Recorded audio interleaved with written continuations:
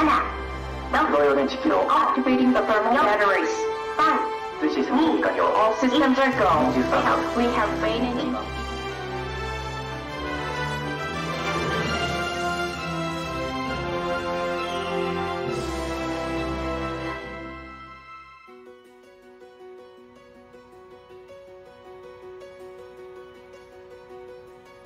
皆さんが見ているのは H3 ロケット試験機1号機です。第3号を乗せてここ種子島宇宙センターから打ち上げられます。打ち上げ予定時刻は午前10時37分頃を予定しています。ライブ配信をご覧の皆様、おはようございます。今回第3号を搭載した H3 ロケットの打ち上げの様子を生配信でお届けします。 JAXA 種子島宇宙センター広報担当の三村琴美です。本日は皆さんと一緒に第3号そして H3 ロケットの雄姿を見届けられたらと思います。どうぞよろしくお願いします。そしてはい、JAXA のエンジニアをやっております小谷勲と申します。本日は技術解説員として皆様とご一緒したいと思いますのでよろしくお願いいたします。よろしくお願いします。いや小谷さん、ついにこの日を迎えましたね。そうですね、ようやくという感じですね。H3 プロジェクトは2014年から始まったプロジェクトですけれども、9年目ようやくここまで来たというそういう思いですね。はい、そして本日のライブ配信は英語による同時通訳も行っております。概要欄にある URL からお進みください。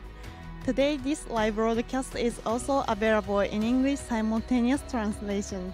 Please go to the link in the YouTube description. さて、今私たちの後ろに見えているのが H3 ロケットです。いますね。いますね。はい、ついにあそこに立ちましたね。立ちましたね。はい。そして今私たちは H3 ロケットから約3キロ離れた竹崎展望台というところにおります。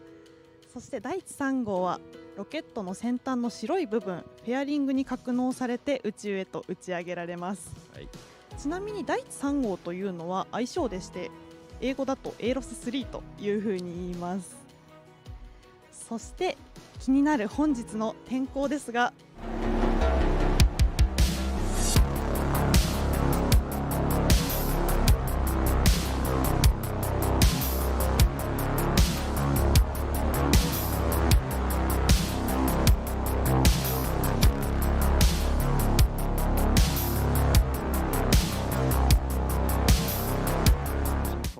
the Meteorological Agency.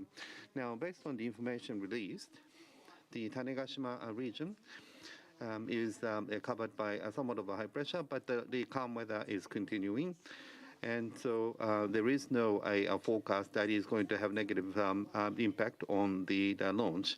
Fine weather and the 3 meters of the wind from the northwest and 16 degrees to the temperature. So calm weather is expected to continue for a while. What are the conditions required for launch? Well, today we have a great fine day and wonderful weather for a launch. But we don't feel that there is any the issues with the weather for the launch, and we check various things when it comes to weather. Say, for example, the strength of the wind, amount of precipitation, or the condition of the cloud. If we have a cloud nearby, then what type of cloud is it? Is there any lightning or not? So we actually look at all these conditions, and only upon clearing all these conditions, then we make the decision that it should be okay. So the maximum instantaneous wind speed must be less than 20 meters per second. In terms of precipitation, it must be less than 20 millimeters per hour. That's quite a heavy rain, but at that rain, we will not be able to launch. In the case of a cloud, you may hear of a frost layer. There is ice grains contained in the cloud, and if that is very dense, then that could potentially cause lightning. And so we need to be quite mindful of that, and we check to make sure that these conditions are met. And so weather is one of the important conditions for launching these launch vehicles. Yes, that's right. Great looking weather today at this point in time, but we continue to check the weather condition until just before the launch.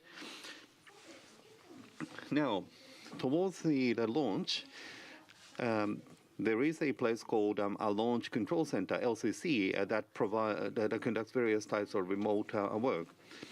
And we have a camera link to LCC, the Launch Control Center. And this is it, and making preparation towards the launch. So we have people standing up, we have people sitting down. Now, the Launch Control Center is the control center for the launch. It's one of the key units.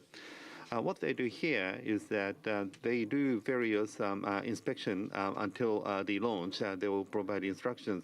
The fuel is fully loaded right now, but they were involved in filling the fuel. And so all the preparation from the launch, prior to the launch, is done from here. And also the condition of the rocket as to whether it is appropriate or not is looked at as well. The people sitting here are experts, and they are professionals of the various systems in the launch vehicle, and also the person overseeing the entire the process called the launch conductor is also located here.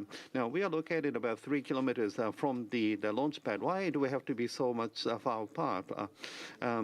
Well, I was saying that the fuel is being filled, and the fuel is the liquid hydrogen and liquid oxygen. They are somewhat of a hazardous fuel. So when filling, just in case of the unlikely event of the accident occurring, so we actually secure a safety distance. So that's a radius 3 kilometers. So there are no one within 3 kilometer radius of the launch pad.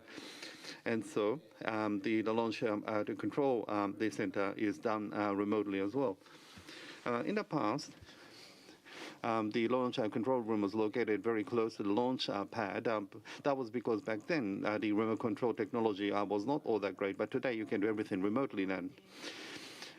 And well, for H2A, we still have that launch control center that we used to use in the past as well.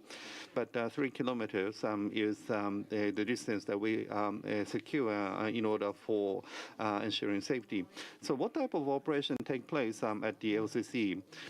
And they're continuing to monitor, and towards the launch, they're making the final preparations.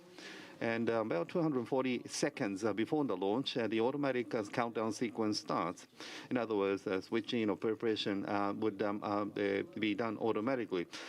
Despite it being automatic, it's not the case that people don't do anything. They continue to look at as to see whether there are any abnormalities, and if there is any issues, they will stop the launch immediately.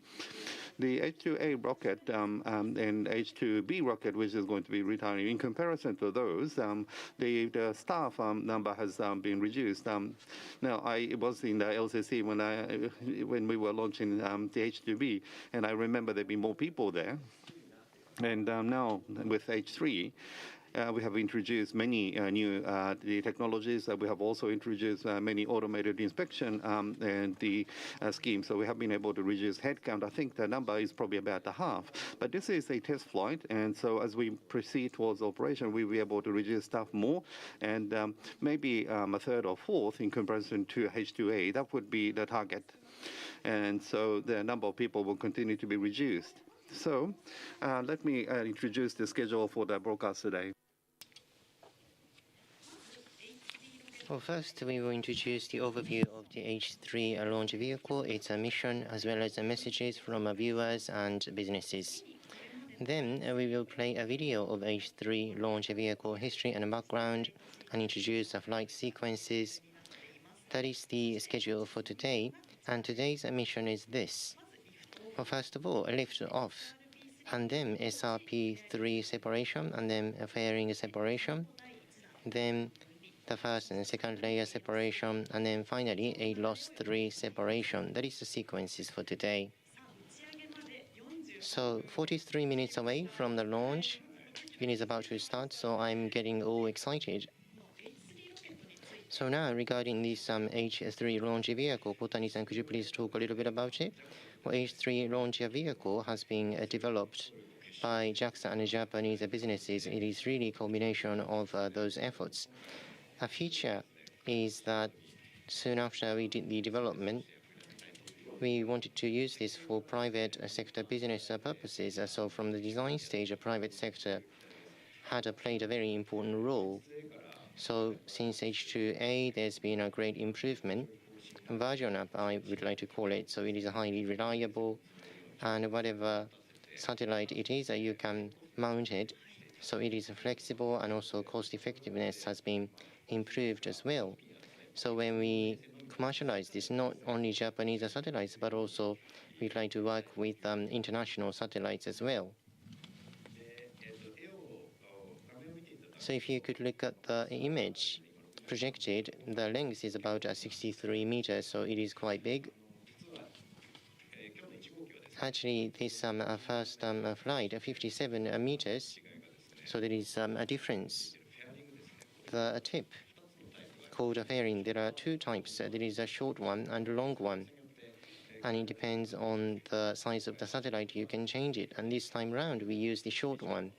So it is slightly small, 63 minus 6 meters, 57 meters is the length for the short one. The diameter is about 5.2 meters.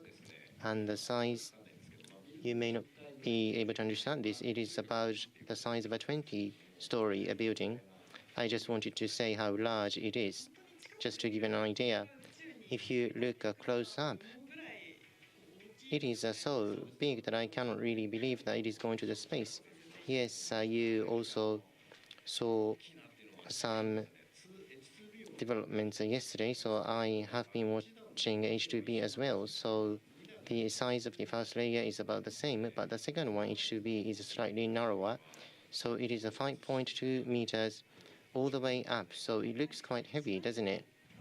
Yes, that's right. So far, H2A rocket and H2B rocket carried the word Nippon on their sides. Nippon means Japan in Japanese, but now it says Japan. Yes, that's right. The Japanese baseball team is doing quite well. So the word Japan is well known to a global audience. And we talked about making inroads into the global space as well. So we wanted to change the name to Nippon to Japan, which can be understood by international audience. This is quite meaningful. So the world this H2 rocket is launch vehicle is trying to realize, as well as the development journey. We have a video, so please enjoy. 私たちが携わる宇宙開発は1957年に旧ソビエト連邦現在のロシアが世界初の人工衛星スプートニクを打ち上げて以来60年以上にわたり続いてきました。宇宙開発の目的は多岐にわたっており、例えば宇宙という未知の領域を研究し、宇宙や惑星の成り立ちや生命誕生の秘密を解き明かす知的探求心の解明が最もイメージしやすいかもしれません。さらに今や当たり前となった天気予報や道案内、自動運転など私たちの生活に欠かせないこれらのサービスの実現には宇宙開発による技術が使われていることを皆さんはご存知でしょうか。地上の暮らしをより便利にするために生み出された技術が発展を続け、宇宙開発と交わりお互いを高め合う。宇宙開発はもはや私たちの生活になくてはならないものになりつつあります。私たちの暮らしと密接に関わる宇宙開発に欠かせないのがさまざまなものを宇宙に輸送するロケットです。では世界中にロケットが多く存在する中でどうして国産のロケットを新たに作る必要があるのでしょうか。それは日本が独自にロケットを持ち続けることで生まれるメリットがたくさんあるからです。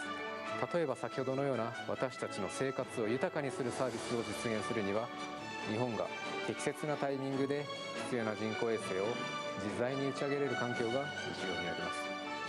それには日本独自のロケットが必要不可欠になるのです。 H3 は現在運用中の H2A の後継機として今後20年間使い続けることを見据えた日本の新しいロケットになります。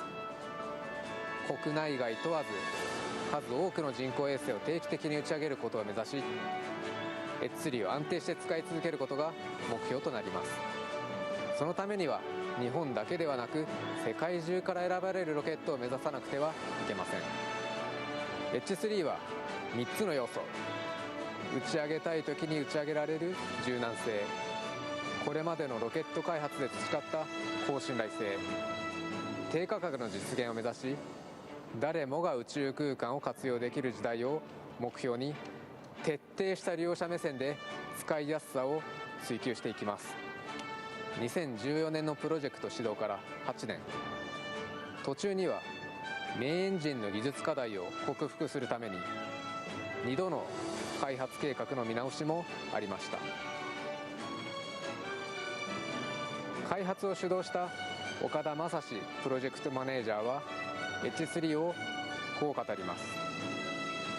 ロケットっていうのは地上のすごく劇的な進化を宇宙から支えるための、乗り物だと思うんですよね。H3 ロケットは構想から約10年のロケットです。打ち上げの成功がゴールではなくて、我々はその打ち上げの成功が出発点だと思っているので、早くこのロケットをデビューさせて世界中の方々から使っていただけるようなものにしたいと思っています。さまざまな困難を乗り越え、ついに完成した H3 ロケット。試験機1号機の打ち上げはすぐそこまで迫っています。新たなるフロンティアへ、未来を背負った H3 が間もなく飛び立ちます。日本の技術で宇宙輸送をリードせよ。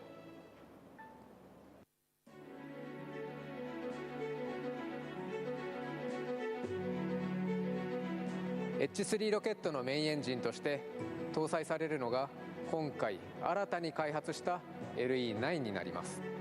これまで日本が培ってきたロケットエンジン技術を集結するとともに、新たな技術にも挑戦し、 H3 が目指す柔軟性、高信頼性、低価格を高いレベルで実現することを目指しました。エンジンの燃料に液体水素、酸化剤に液体酸素を使い、搭載する人工衛星の重さや投入する軌道に合わせて LE9 エンジンを2機ないしは3機を束ねてロケットに装着します。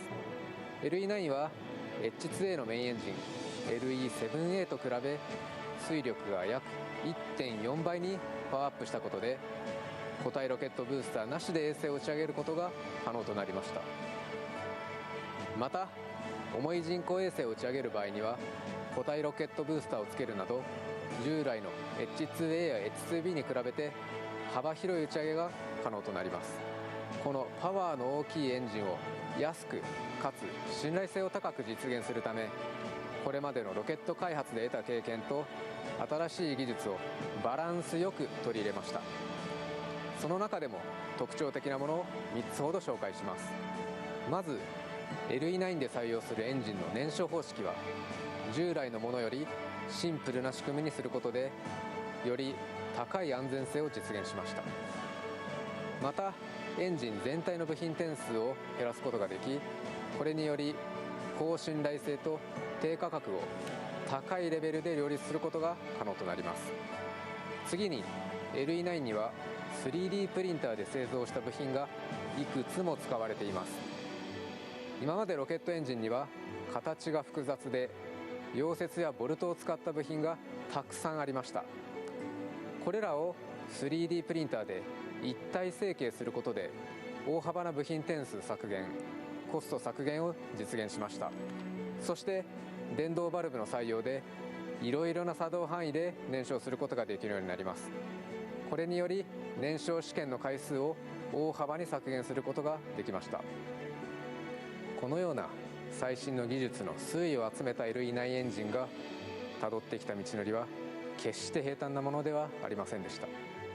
JAXA では2005年から約10年間技術実証を目的とした LEX エンジンの開発を行い、2014年から LE9 エンジンの開発が本格的に始まったのです。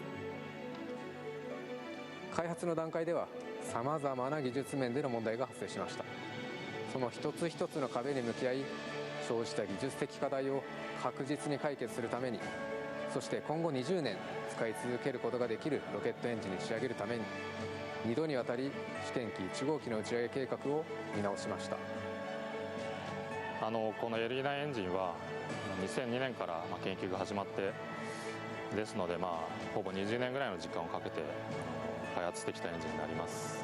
でもこの技術というのは結構、厳格で、我々開発陣のその、願いとか希望といったものというのは、なかなかその、通用しない、思い通りにならないということが、結構ありました。ある意味その残酷な現実というものを突きつけられているという部分があります。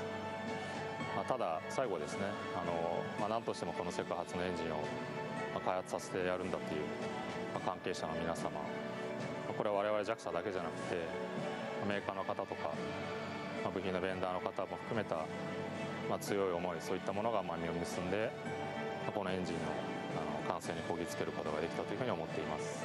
LE9 エンジンの開発担当者として一点の曇りもなく自信を持って H3 ロケットの初号機に使えるエンジンを仕上げることができたというのは万感の思いです。はい。How did you enjoy the video? That was the overview of the H3 launch vehicle as well as the feelings of developers. So, Mr. Kotani, how have you been involved in the H3 launch vehicle? I worked with those who are in the video. So, about 10 years ago, I joined a team before the project was called H3 project. It was called Next Base Rocket or Launch Vehicle or something. I was in the concept team, so I wasn't able to imagine what would happen in 10 years' time, but still we were having all sorts of discussions. And now right in front of us, the complete version is there, so I am really speechless. So even before H3 launch vehicle wasn't called H3, you were already engaged. Yes, that's right. So this is the Tanegashima Space Center. Do you know what it's called? Well, it's obvious. This is the most beautiful launch site in the world, right? Yes, that's right. I hope that viewers can see this. The ocean is very beautiful. Yes, this launch site tends to be near the sea or ocean. This is normal practice, but it is really close to the coastline, and you can see the ocean view. This is quite unusual. About half a year ago, I moved to Tanegashima Island, but even today, I'm always excited to go to work because I can see the beautiful scenery. You can feel refreshed, can't you? Yes, that's right. So now it is 10:08 a.m., so 29 minutes away from the launch. So now let's learn about the relationship between launch vehicles and satellites. Mr. Kotani, could you please explain? Okay, so what is launch vehicle? As was mentioned by Mr. Okada, project manager, it is like a delivery service, delivery vehicle to the space. So that is the role of a launch vehicle. So a super fast one, isn't it? Yes, that's right. This Daichi 3 takes only 17 minutes. So this is a super fast delivery. But what's necessary is a fuel. So this fuel accounts for 90% of the weight of the launch vehicle. Did you know? So yes, you see the vehicle and pretty much all of it is a fuel tank, isn't it? Yes, the orange part is the insulator for the tank. So most of the body is the tank. That's right. Thank you very much. Yes, so could you please talk about the different types of different satellites? Yes, overall communication satellites, weather satellites, and Earth observation satellites. Daichi is one of them. And also, there are some other types of satellites. So we have Michibiki, which can send you the location data and so on. And weather satellite is, for example, Himawari is one of them. And so most this time around, there is a video to introduce Daichi S3, and also we have an interview video with Mr. Sagisaka, who is a project manager. 日々変化する大地の表情を捉え、私たちの社会に役立てる大地の目。大地3号は大地の光学ミッションを引き継ぐ地球観測衛星です。大地からさらに大型化、高性能化した光学センサーを搭載しており、大地の観測幅 70km を維持しながら地上分解能をおよそ3倍向上させ 80cm を実現。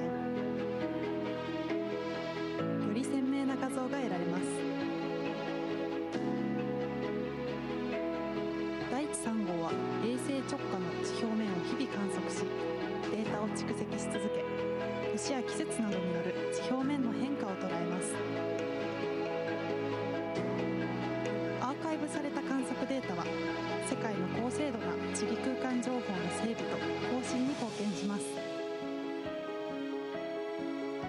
災害発生時には被災地を迅速に観測、多種多様な災害に対応するために複数の観測モードを有し、衛星直下以外の任意のエリアも観測できます。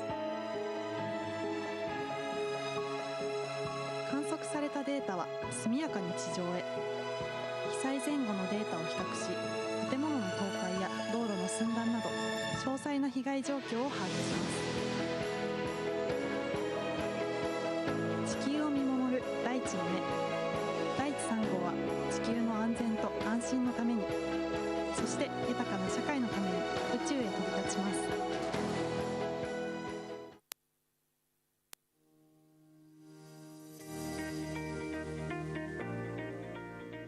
2015年にプロジェクトが開始してから設計・製造を行ってきて、昨年10月に製造が完了し種子島に運んだというところでございます。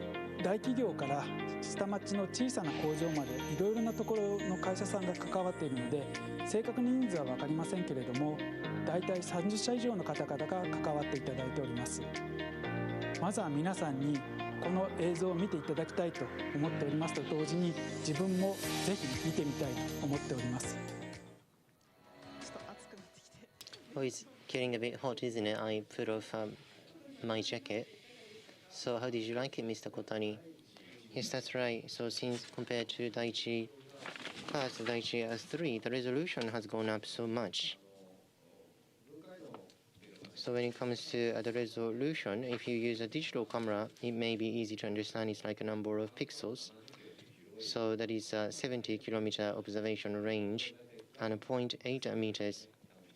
If you compare that to the number of pixels, if you have as many as that, you can recognize a car.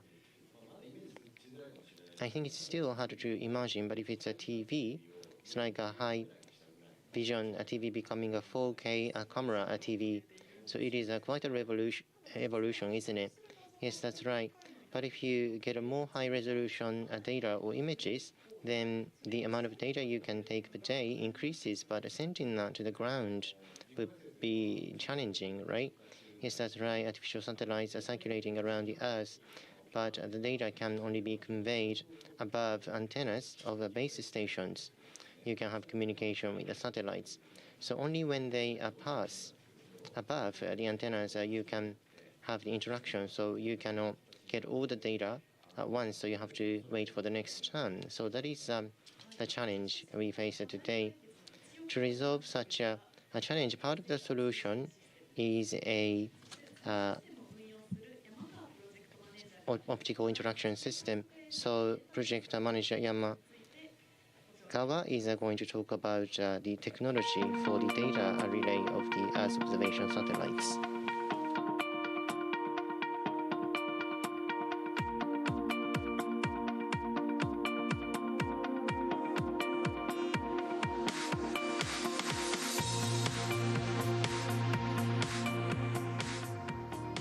地上から見て常に同じ方向に見える静止軌道衛星光データ中継衛星を用いて、ユーザー衛星と呼ばれる地球観測衛星などより低い軌道を飛行する衛星との通信を中継するシステムです。データ中継衛星を用いた通信システムはユーザー衛星と光データ中継衛星の間、光データ中継衛星と地上の間の2つの通信回線から構成されますが、そのうち、前者の方の通信回線を光通信化したものが、ルーカスの大きな特徴でございます。データ中継システム自身がメリットを持っておりまして、広い通信範囲が可能ということでございまして、トータルで送れる通信量が大きくなること、またその広い範囲に対してどこでも、コマンドを打つことが可能ですので、利用範囲が広がることが、期待できます。さらに光データ中継衛星化することにより、光のメリットである高速交代規制とか、またアンテナを小さくできるために機器自体を小さくすることが可能になります。宇宙光通信、とりわけ技術的難易度の高い衛星間通信という観点では JAXA は欧州の宇宙機関と並び世界のフロントラインに立って軌道上実証を含む研究開発を進めてまいりました。その集大成として、実用に供しうるレベルの光衛星間通信を実証できることがルーカス開発担当としては非常に大きな喜びでございます。加えて特に今回第一3号により得られる素晴らしい観測画像の伝送になり、観測データが広く皆様のお役に立っているそのプロセスの一環として寄与できることを光栄に感じております。So, Kotani-san, what did you think? Like I said, how can we actually transfer large volume of data? If we use a method like this, the large amount of data can be transferred, and I was quite impressed as an engineer myself. So, the data that were transferred, how are we going to utilize that in our society? That's going to be a lot of fun to think about. Yes. In regards to those people who are involved in the data usage of Daichi 3 or ALOS 3, we've asked about how they are using that data and how they're distributing data. Please take a look. パスコは航空写真測量の会社として創業し、今年10月で70年を迎えますが、今では航空機以外にも人工衛星、車両、ドローン等により得られるセンシングデータから地理空間情報を収集し、社会課題や経営課題に対するソリューションを提供しています。パスコは地上運用システムの整備、衛星運用、そしてデータ配布事業を JAXA さんの共同事業者として担います。またデータが広く普及するよう利用事例作りを進めてまいります。第一3号のデータは地図データの整備、災害対策、スマートシティやスマート農林水産業並びに環境監視等広い分野での利用が期待されております。第一3号で観測したデータは見てみるというパスコのウェブプラットフォームから入手することができます。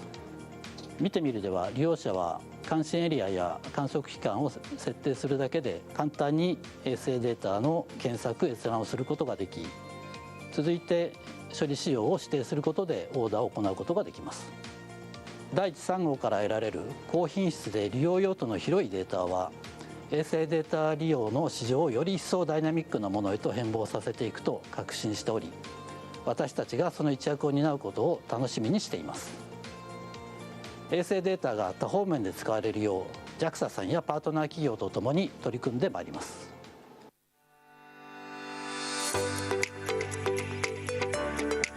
土砂災害研究部では豪雨や地震、火山噴火などに起因する土砂災害の被害を防止・軽減するため、土砂災害のメカニズムや対策施設の効果的な整備、警戒避難や監視対策などソフト対策に関する研究を行っています。土砂災害は山岳地や丘陵地で発生することが多く、まずどの場所でどのような種類や規模の土砂災害が発生したのかを把握するために第一3号データを使用する予定です。土砂災害分野で特に変わる点としては、やはり災害発生後の初動として重要な被害状況の迅速な把握が可能となることが大きな変化と思っています。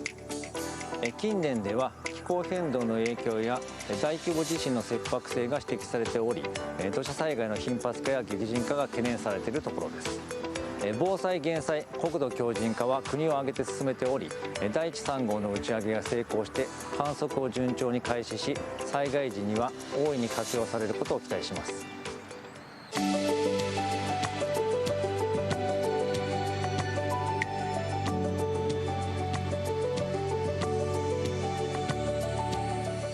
作成や更新のための技術開発を担う部署です。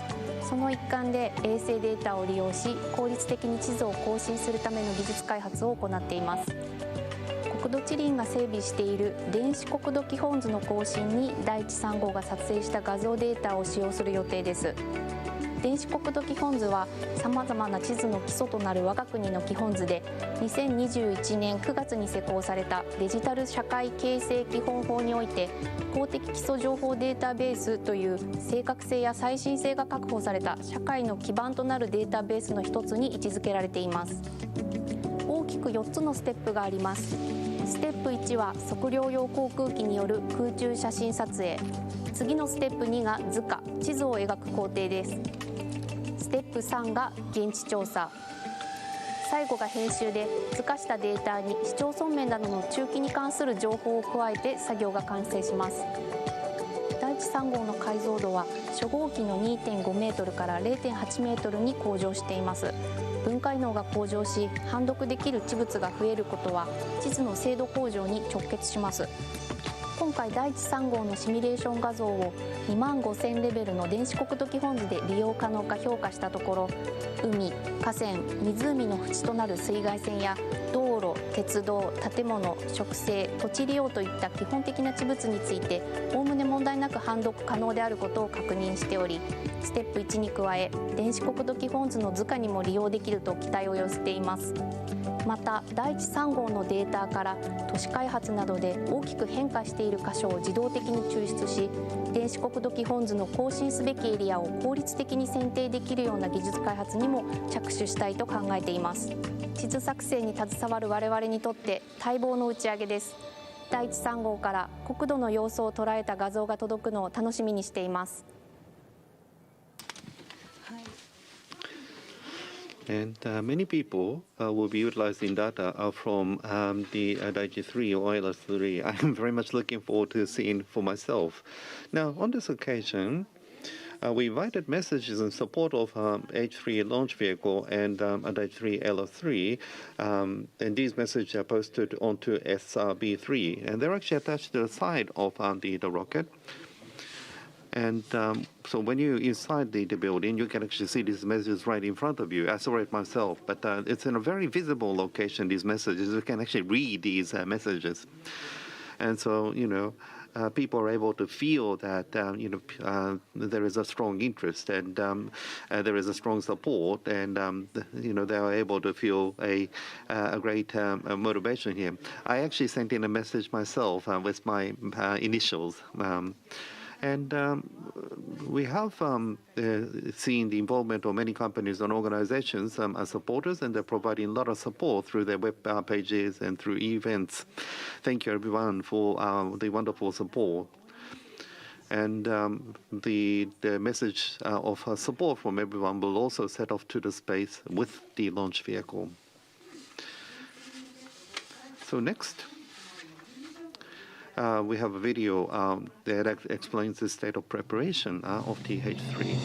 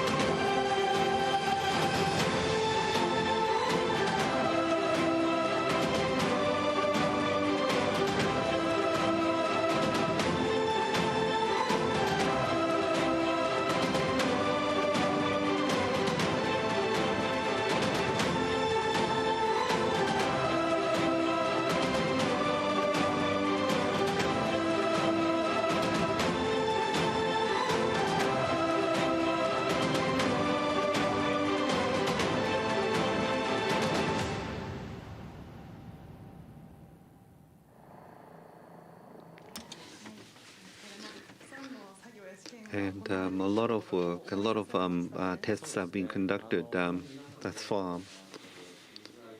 And, bringing the units here and doing the assembly. H2A and B, they also went through more or less the same process. But as I said at the outset, this is quite large. A3 is quite large.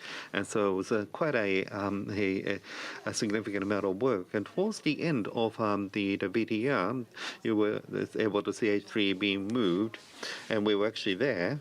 And we were actually walking right next to it. And I was in tears almost because in anticipation when the H3 was moved. Now, it's actually on top of the launch pad, and beneath the launch pad there is a lorry, a truck that actually will transfer the launch vehicle, and the speed is a little bit slower than people's walking pace, and it's only 400 or 500 meters of travel, so it only takes 30 or 40 minutes for the travel. But when you actually look at it from right next to it, it's quite a grand view.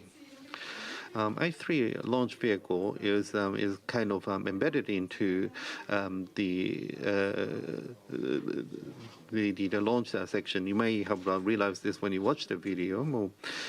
And but at the start of the launch, the ignition may not look all that visible, but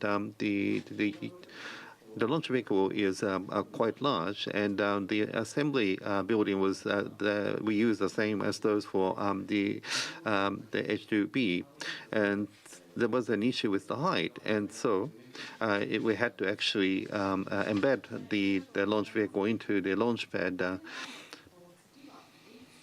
Next, we would like to show you a video of the H3 launch vehicle flight sequence. 種子島宇宙センターから打ち上げられる H3 ロケット試験機1号機。ここからはそのフライトシーケンスを紹介します。およそ1分56秒後 SRB3 が分離します。そして3分34秒後フェアリングを分離します。5分5秒後には第1弾第2弾が分離。そして5分17秒後に第2弾エンジン燃焼を開始します。その後もロケットは飛行を続け、打ち上げからおよそ16分57秒後に ALOS3 が分離される予定です。衛星分離後、第2弾はインド洋上へ制御落下を行います。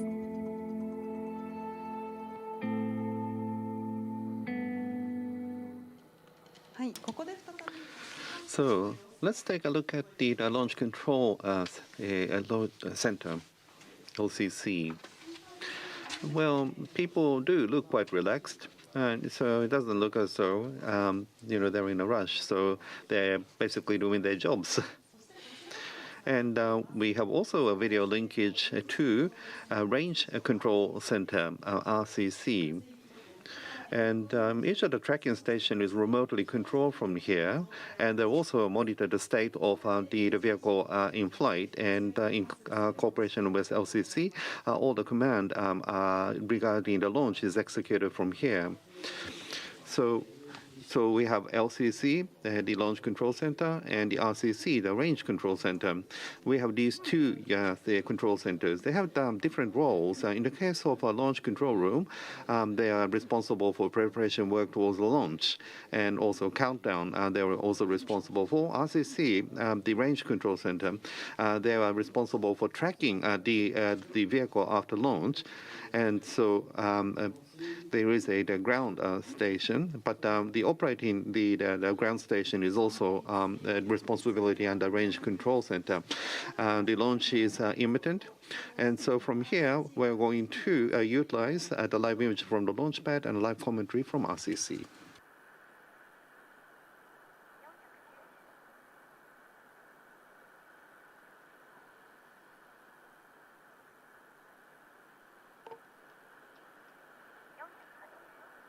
打ち上げ8分前です。